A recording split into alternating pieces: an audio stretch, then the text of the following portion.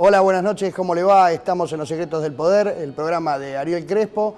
Hoy el programa es más independiente que nunca. Crespo está cumpliendo con su promesa que si Racing ganaba un par de partidos se iba a ir y no iba a volver. La gente pide que no vuelva, pero bueno, acá estamos. Han pasado varias cosas en los últimos días. Tenemos la explosión de la economía, tanto en Estados Unidos como aquí, que se ha disparado el dólar. Tenemos un especialista y después tenemos un consejero de la magistratura, una autoridad del Colegio Público de Abogados y un juez de la Nación que van a poder explicar el tema de la independencia del Poder Judicial. ¿Qué pasó con la economía, Rodolfo? Mira, lo que se estaba previendo y que veníamos comentando en este mismo programa en los últimos meses, la crisis financiera se fue ahondando, se fue creando un agujero cada vez más complejo de llenar y los países tuvieron que salir en el capitalismo, el Estado como en última instancia, como el último prestador en el sistema para tratar de salvar toda el área financiera antes de que esto se chorree hacia la economía real, que igualmente está siendo medio inevitable. ¿Cómo es esta historia que en Estados Unidos tenemos una eclosión y en Argentina el dólar aumenta? Es una cosa, bueno, es una cuestión de confianza, ¿no? A pesar de que la principal economía del mundo parece que se estuviera desmembrando, nosotros nos seguimos refugiando en una moneda que seguimos suponiendo que sigue siendo fuerte. En realidad, la fortaleza de las monedas hoy en día está sobre el basamento de la fortaleza de la economía y la confianza. Sigue siendo una economía poderosa a pesar de todo, aunque hay que ver qué ocurre. Imagínate que se tuvieron que reunir de urgencia este fin de semana el grupo de los 7, que son los países más poderosos del mundo, para tratar de coordinar tareas en común para frenar esta crisis que en forma mancomunada y separada no lograban parar. El salvataje más importante que se había hecho hasta el momento había sido el de los Estados Unidos, de cerca de 700.000 millones de dólares. Luego lo superó el Reino Unido con casi 800.000 millones de dólares y así sucesivamente. No te voy a hablar de cifras porque entre Francia, Alemania, Holanda, España, Italia han colocado muchísima cantidad de miles de millones de dólares para seguir parando esto. ¿Salen los países centrales? Yo creo que la crisis financiera la están tratando de parar y todavía no se sabe si se puede. Hasta ahora las bolsas reaccionaron bien, excepto hoy la de Wall Street que cayó cerca del 1%. Pero que está afectando la economía real, es decir, pasamos de lo financiero a lo real, es ineludible. Ya hay países en Europa que están entrando en un proceso de recesión muy profundo, el caso de España, Portugal, en Alemania están muy preocupados porque están entrando en esa misma espiral, en Francia ocurre lo mismo, y hay países como Islandia que están realmente aturdidos por una crisis muy, pero muy compleja y no saben cómo salir. Va a depender de la fortaleza y de la confianza de las personas ante esta medida. Eso es fundamental. Si esa confianza no acompaña todo este tipo de medidas, va a ser muy difícil tratar de salir de esta crisis en el corto plazo. Igualmente, si se cae en recesión, calculamos que va a ser una recesión bastante profunda y larga. No va a ser tan fácil de salir. Bien, vamos a pasar al tema de la justicia, algo que por lo menos yo conozco un poquito. Hace unos 15 días se reunieron los jueces en el complejo Dinosaurios en la provincia de Córdoba y el consejero de la magistratura se ríe cuando digo el complejo Dinosaurios. Hubo fuertes críticas de presiones del poder político hacia los jueces que realizaron el presidente de la Corte Suprema de Justicia y el presidente de la Asociación de Magistrados. ¿A usted, doctor Gutiérrez de la Cárcova, lo presionaron políticamente? No, yo la verdad que tengo que decir que jamás he recibido ningún tipo de presión política. Tengo 34 años de actividad en la justicia federal y llevo 15 de juez. No, tengo casos realmente emblemáticos. Ahora tengo elevado a juicio la causa Escanca y la verdad que no, al contrario. Hemos recibido apoyo tanto de la Corte en función de darnos un poco más de personal. Lo que sí podemos decir que el Poder Judicial está en mora con la gente en cuanto a restablecer la base de confianza que necesitamos con la sociedad. Y yo creo que en ese sentido el Consejo y la Corte están trabajando como para dar mayor infraestructura y estamos necesitando más edificios, mejorar el sistema informático. Hay muchas cosas por hacer. Yo estuve hace poco en Jujuy y veía que en la Unidad Federal de Detenidos de Jujuy las entrevistas con los defensores son mediante una cámara de video por vía internet, donde facilita y agiliza mucho todo lo que significa el traslado de un detenido, lo que significa hoy traer, por ejemplo, un interno mío de Marcos Paz, prácticamente está 24 horas viajando. Montaña, ¿se lo van a arreglar esto o los jueces se van a seguir quejando y el Consejo va a seguir bordando? No, yo espero que en algún momento los jueces que tengamos sean tan capacitados que necesiten menos espacio y no más espacio como están necesitando ahora. En todos los lugares donde se ha digitalizado la justicia, los requerimientos de espacio son menores, porque nosotros estamos pensando en términos de una justicia de papel, o como se enojaron en Tucumán cuando yo les dije que era una justicia cartonera, porque la gente no lo sabe, pero en la justicia nacional y federal Todavía hay gente que se dedica a coser expedientes con hilo y aguja. Y ¿Cómo mientras... es eso de que se cosen expedientes? La gente no sabe. Por ahí para nosotros es común, pero la gente no sabe. El abogado va a pedir el expediente al mostrador y le dicen, no está en letra, está a costura. Y esto pasa hoy. Entonces, cuando estamos pensando en términos de papel y no tenemos jueces que piensen en términos de firma digital, de notificaciones digitales, de un expediente que tramite enteramente por internet, y mientras tengamos presos trasladándose, jueces trasladándose, abogados trasladándose, es mucho esfuerzo que no necesitamos seguir pagando. Así que cuando piden más recursos hay que ver qué recursos piden. Nosotros, la sociedad argentina necesita jueces más capacitados que necesiten menos espacio. En relación a las declaraciones del presidente de la Corte, la Unión de Empleados de la Justicia de la Nación y el Colegio Público de Abogados, en un comunicado firmado por el secretario general de la Unión y por el presidente del Colegio Público, fueron bastante duros con la asociación y con el presidente de la Corte. Doctora Calógero, ¿qué decía el comunicado? Y el comunicado en realidad hablaba de que las presiones de existir debieran ser denunciadas. Si no, aquel juez que no se sienta capacitado de realizar su función con independencia y libertad debía dejar el cargo, debía renunciar, porque existen miles de abogados que están en condiciones de ejercer esa función. La realidad es que después lo termina corroborando Zaffaroni en declaraciones posteriores, cuando dice, los jueces tenemos el alegato de oreja, estamos acostumbrados, hay que poner cara de juez, escuchar lo que se dice y resolver a derecho en la oficina. ¿Qué es el alegato de oreja? El alegato de oreja es el pasillo, la visita, es realmente intrascendente, no tiene ningún tipo de influencia, ninguna decisión. Decía de capacitación, estamos de acuerdo que debemos capacitarnos todos para mejorar y ir a una justicia moderna, pero también es cierto que la infraestructura edilicia hace porque el juicio oral no podremos trasladarlo a una computadora, vamos a tener que sentarnos igual. Y hoy Comodoro Pi debe tener 6 o 7 salas de audiencia para no sé cuántos tribunales orales, ¿no? Creo que sí es cierto que estamos acostumbrados a manejar mucho papel, sobre todo las causas con documentación, las tributarias, y tenemos que ir a una justicia mejor donde esté todo en un disquete y mucho más sencillo, más dinámico. Montaña, ¿ustedes conocen casos de presiones sobre los jueces? No, si conociera alguno tendría que denunciarlo porque estoy obligado a hacerlo, pero además no las conozco, pero ¿quién explica qué presión recibe la Cámara Comercial para fijar la tasa más alta de interés cuando las entidades financieras son actoras y en la justicia civil la tasa pasiva, la más baja del mercado? Yo le garantizo que hoy los jueces de la Cámara Civil están recibiendo llamados telefónicos de gerentes y propietarios de empresas aseguradoras pidiéndole que no cambien el plenario Vázquez Bilbao, que aplica la tasa pasiva. Le explico a la gente, es invitar a las compañías de seguro y a los padres de deudores de alimentos a que no paguen, que es más barato que pagar, porque total cuando paguen más adelante ya caminaron con la plata bastante tiempo. ¿Por qué son estas cuestiones, doctora Calógero, en cuanto a las presiones de los poderosos sobre los jueces? Porque en realidad las presiones son más corporativas, son más de sectores que de una persona en particular o de un poder en particular. Si nosotros nos ponemos a considerar que una compañía de seguros que tiene siniestros por millones de pesos, que nosotros no manejamos los números, pero en millones de pesos, la inflación va a comer esa diferencia y va a ser mucho más barato pagarlo en un juicio a largos años. Y para la gente, un pleito de 10 años por daños y perjuicios le cambia la vida. La compañía de seguros es sencillamente generar mayores réditos económicos. Por eso las presiones de existir, en este caso, respecto de lo que es los plenarios de la Vázquez Bilbao, por ejemplo, tiene que ver con las presiones corporativas. Es el lobby lo que existe, lo que es algo que está en la independencia del juez, en hacer caso omiso, resolver a derecho. O sea que el colegio plantea que si el juez no aprende a aguantar ese lobby, se tiene que ir porque hay abogados prontos para asumir el cargo. No, está claro, es como dijo el doctor. El doctor dice, hace 15 años que soy juez, no he recibido ninguna presión. Y de existir,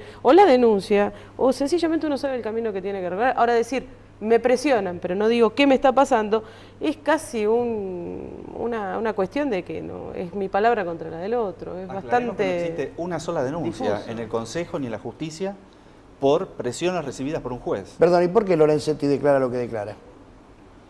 Tráigalo Lorenzetti. El imperio del silencio. Montaña, ¿estamos mejor en la creación de juzgados, edilicios y demás cuestiones que planteaba el doctor de la Cárcova o no? Estamos mucho mejor, se han incorporado una enorme cantidad de planta, de recursos. ¿De planta se refiere a algún vegetal usted o de edilicio? No, de personal de planta. Acuérdese que recién el año pasado terminamos con el problema de los más de 2.000 meritorios que han quedado incorporados a la planta permanente del Poder Judicial de la Nación. Sí, lo vieron en la carpa de Piumato. ¿Es cierto que mejoramos, doctor? Mejoramos porque era realmente una inequidad que hubiera gente trabajando en negro y muchas veces fuera de horario, sin ningún tipo de respeto a la legislación laboral, obra social, ART, así que me parece muy bueno el avance que hemos tenido, siendo que estaba en el ámbito de la justicia, ¿no? La pregunta más importante de la noche sería si desde la creación del Consejo de la Magistratura se ha mejorado en el sistema de selección y remoción de jueces o se ha empeorado. Hay diferentes visiones, yo sé que de parte del Poder Ejecutivo hay mucha crítica, pero bueno, es lo que establece la Constitución Nacional y hay que respetarlo. Me interesaría la opinión de los tres estamentos. Que empiece el doctor Montaña, Gracias. que es del Consejo. Yo creo que el Poder Judicial es una institución muy antigua y hablar de democracia le causa un poco de urticaria. Fijémonos que el ingreso al Poder Judicial de la Nación se hace porque a uno lo llaman desde adentro. Vale decir, si hay 2 postulantes de Quilmes, estudiantes que tienen muy buen promedio, el que va a ser incorporado va a ser el que conoce a alguien adentro. Y hasta que, como dice el doctor Piumato, hasta que no democraticemos el ingreso a la justicia, va a ser difícil que el Poder Judicial se refleje en la sociedad. ¿Democratizar quiere decir elegir a los mejores? Por concurso siempre es los mejores, porque en una sociedad democrática todo es por concurso, con transparencia y con contralor de los ciudadanos, que no está ocurriendo en muchos aspectos de la administración del sistema de justicia hoy. ¿Cuál es la posición del colegio, doctora? El colegio también apoya la democratización del acceso a los cargos judiciales respecto de justamente concurso de oposición de antecedentes en donde los mejores lleguen al servicio de justicia. No nos olvidemos que hoy por hoy tenemos jueces que vienen de larga data, jueces que han sido nombrados con el viejo sistema y jueces que, siendo nombrados por el nuevo sistema, por el establecido por la Constitución Nacional, sensiblemente ha mejorado la calidad de lo que existe dentro de la justicia. Nosotros siempre vamos a apoyar, desde nuestro punto de vista, al abogado que puede lograr un lugar, y así lo hemos apoyado al doctor en su momento, al doctor Calandrino, que fue el primer juez laboral que viene del estamento de la abogacía, porque nosotros también consideramos importante que el juez debe conocer los 2 lados del mostrador. Haber ejercido la profesión para nosotros es un plus que debería ser tenido en cuenta. Sí, es muy importante que como requisito para los futuros jueces se exija un efectivo ejercicio de la profesión abogadil, porque solo conociendo los 2 lados del mostrador se puede administrar mejor justicia.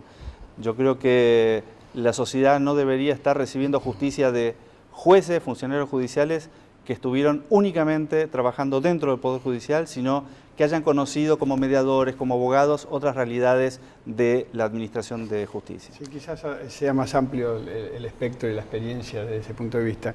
Creo que lo que no ha fallado el Consejo, sí han fallado los tiempos de designación, por lo menos hace un tiempo atrás. El tiempo de cobertura de vacantes ha complicado mucho el funcionamiento nuestro, por lo menos hablo de los tribunales criminales federales. No, y lo que digo no es un demérito respecto de que el que está y que no haya ejercido la profesión, sino que como crítica constructiva creo que eso nos lleva a un mejoramiento del servicio de justicia. El día que se reforme la Constitución seguramente habrá que subir la antigüedad de recibido porque venimos bastante flojos a nivel educativo también, ¿no? Eso está tremendo. La calidad de los abogados que se están recibiendo. ¿Qué quiere decir? La calidad de los abogados que se están recibiendo es muy distinta a los abogados que hace 10 años se recibieron, que hace 15, que hace 20 y que hace 30. La calidad de la carrera de grado ha venido degradándose día a día y hoy por hoy el chico que se recibe puede tener optativo una materia como puede llegar a ser concursos y quiebras, que para la gente es una materia que puede ser intrascendente y para nosotros es neurálgica, y hoy por hoy se convirtió, por lo menos en la Universidad de Buenos Aires, en una materia optativa. Es decir, es como si un médico se fuera de la facultad sin saber cómo tratar una enfermedad estomacal. ¿Alguna responsabilidad del decanato? Evidentemente, los cambios de planes de estudio lo único que han logrado es generar la necesidad imperiosa de cursar una carrera de posgrado, que no es gratuita, ni siquiera en la universidad pública, para ser competitivo con aquel profesional que se recibió hace 20 años, por ejemplo, que eso sí lo obtuvo de la carrera de grado. Verdaderamente es preocupante. Nosotros estamos matriculando, porque el requisito que tiene la ley 23.187 es que tenga título habilitante, y estamos matriculando 80 abogados por semana en el Colegio Público de Abogados de la Capital Federal, con una matrícula activa de alrededor de 60.000 abogados. Y no hay trabajo. Bien. Por lo menos para pensarlo, no sé, algunos nos pondríamos muy contentos si el decano de la Facultad de Derecho de la Universidad de Buenos Aires decide que es hora ya de ir a cuidar los nietos. Susana de Villa Crespo felicita al doctor Rizzo por el nivel de los invitados y espera que Crespo tarde en volver. Mi mamá se llama Nélida, no se llama Susana. Quique de Tribunales saluda al doctor Rizzo y a los invitados. Ese me parece que es hincha de Racing. Juan, de Lanús. Cualquier trabajador trabaja 2.200 horas por año, mientras todos los integrantes del Poder Judicial solamente 1.100. ¿Por qué ocurre eso? ¿Por qué nadie del periodismo lo pregunta? Montaña, cuéntelo. Es más, yo pedí que se registrara la hora de entrada y salida. Siempre lo mismo, usted.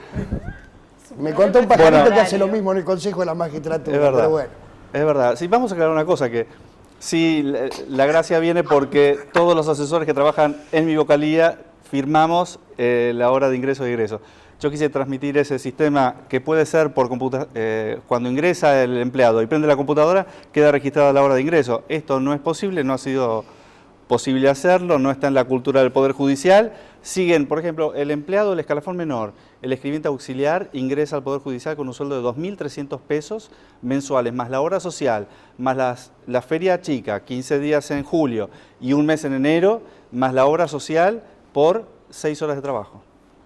Yo tengo que decir en defensa de los empleados que por lo menos mi gente está muchas más horas de las que realmente están habilitados por horario tribunal, porque cuando uno tiene un juicio oral y hay 20 testigos, a veces son las 6, 7 de la tarde y la gente está.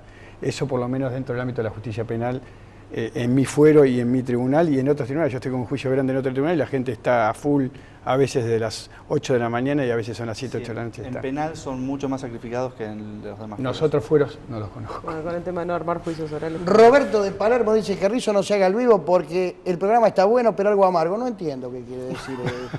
Este es un programa independiente. Con onda felicita por el nivel. Guillermo de Olivos, en San Martín piden que para ingresar al Poder Judicial de esa zona debe vivir por lo menos en la zona de influencia.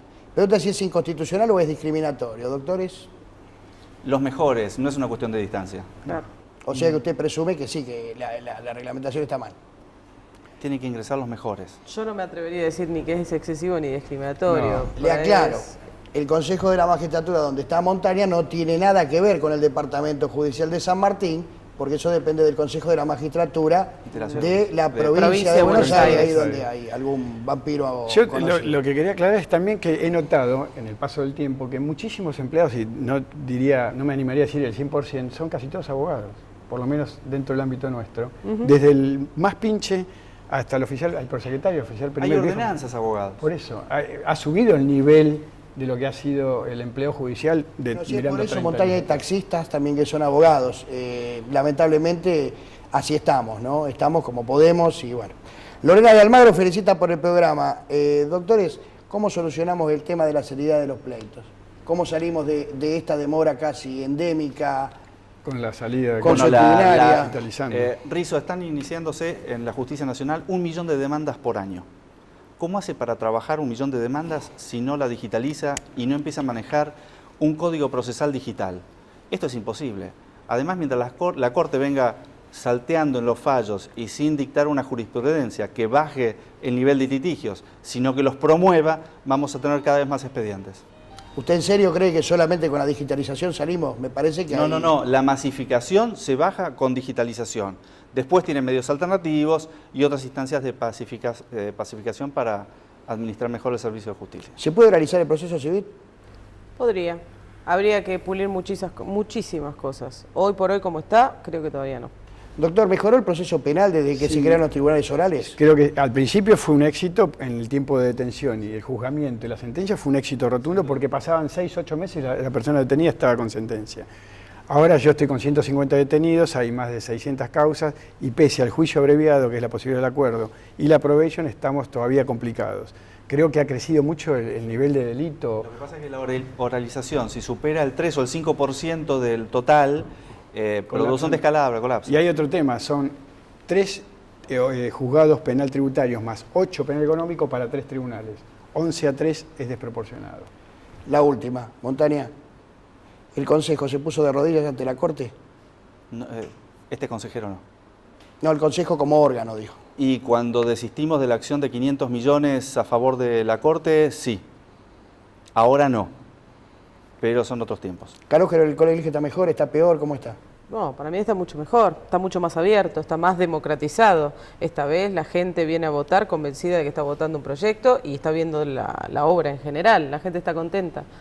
Doctor de la Cárcova, la justicia, de cara a lo que se habla todos los días de las valijas, del narcotráfico, Y de la aduana. justicia está en mora con la sociedad. Yo creo que como juez que me gustaría que en algún momento la justicia federal restablezca ese lazo de confianza que tiene la gente, porque yo participo en reuniones de vecinos en mi barrio por el tema de inseguridad y muchas veces la gente me cuesta convencerla, ni hablar de ir a hacer una denuncia policial, que por lo menos se dirijan a la Fiscalía Criminal de Saavedra, por ejemplo. Gracias a los 4. Volvemos el martes que viene. El último segundo, a ustedes, a los abogados. Casaba. Empezó el proceso liquidatorio. El colegio garantiza que va a hacer todo lo posible, todo lo que esté a su alcance para que nadie se enriquezca con la liquidación de Casaba. Chao, buenas noches. Crespo, un saludo grande a la distancia. Ya llega Luis Ordóñez.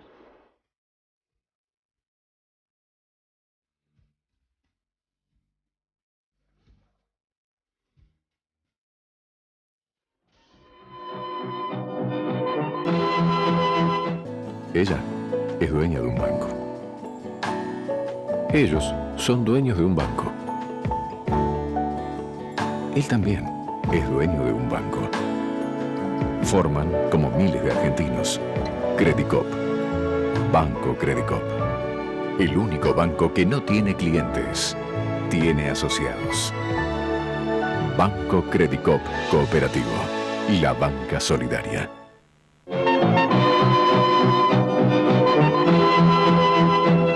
La carterita gris. Te va a quedar mejor. Mami, Sí. 5 por 9. 45. Como empleada doméstica, es bárbara. Mamá, 7 por 8. 56. Eso sí, ponela en blanco, así tiene obra social y jubilación. Si tenés beneficios por ponerla en blanco, sí, claro que los tenés. Mamá, los aportes después los deducís de los impuestos. Los aportes... Lo que aprendés de chico no te lo olvidás más. Por eso en AFIP creamos el programa de Educación Tributaria. Un aporte más para la construcción de una nueva ciudadanía. AFIP. Por una nueva cultura tributaria.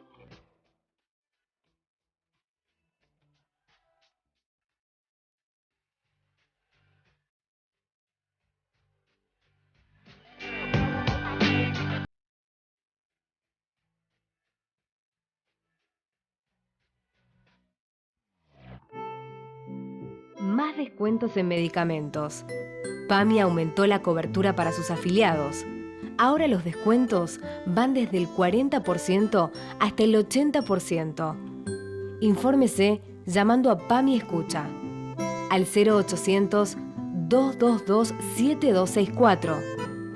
PAMI, un trato más claro.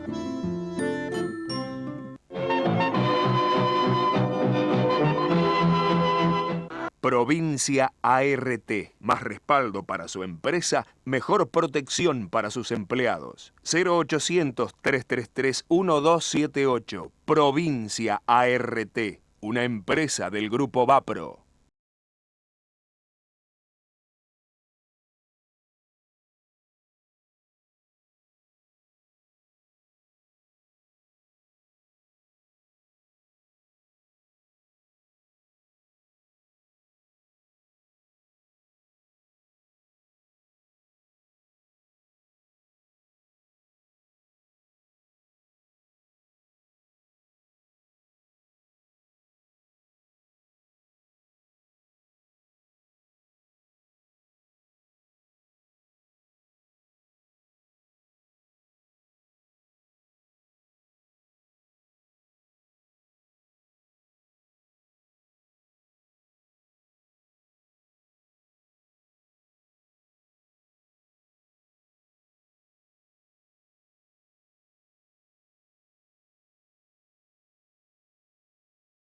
Secretaría de Turismo de la Nación.